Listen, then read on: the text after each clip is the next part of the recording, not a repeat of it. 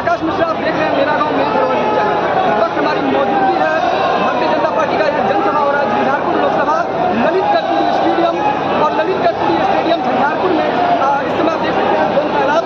गृह मंत्री हैं अमित शाह जी, उनका यहाँ पर जनसभा होने वाला है। और भारतीय जनता पार्टी का जो जनसभा है झंझारपुर लोकसभा में इस वक्त हम देख रहे हैं ललित कर्पूरी स्टेडियम है। और ललित कर्पूरी स्टेडियम आप देख सकते हैं यहाँ पर जिस तरीके का यहाँ पर भारतीय जनता पार्टी का जनसभा होने जा रहा है, इसमें सभी आप देख सकते हैं यहाँ पर लाखों की तादाद में यहाँ पर लोग आए हुए हैं। भारतीय जनता पार्टी के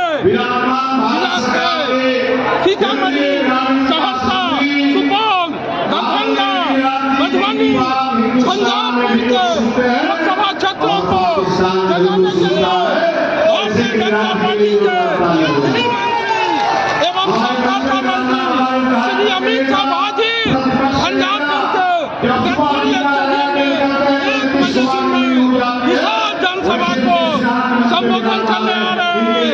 आने वाला लोकसभा चुनाव 2024 भारतीय जनता पार्टी पूर्ण बहुमत के साथ सरकार बनाएगी। इंडिया जो गठबंधन किया है उसके पास कोई नेता नहीं है, कोई नीति नहीं है, कोई सिद्धांत नहीं है, प्रधानमंत्री के लिए कोई उम्मीदवार नहीं है।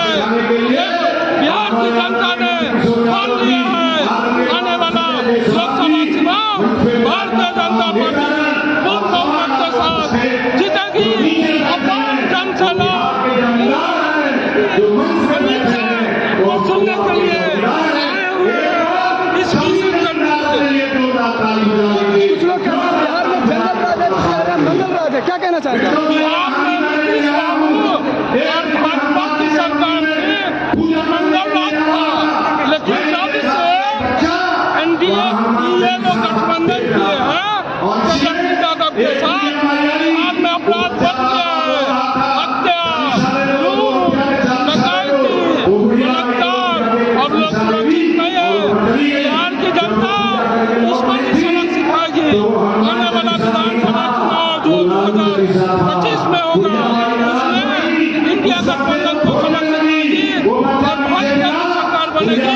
मंगल राज रहेगा। दरभंगा में एम्स नहीं बन रहा है, उसका मुख्य कारण क्या है?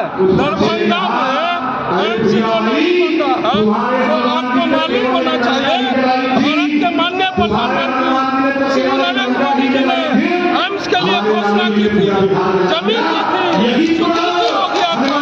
लेकिन जब से ये इंडिया गठबंधन में गए हैं आरोप प्रत्यारोप लगा रहे हैं और लगातार दे रहे हैं।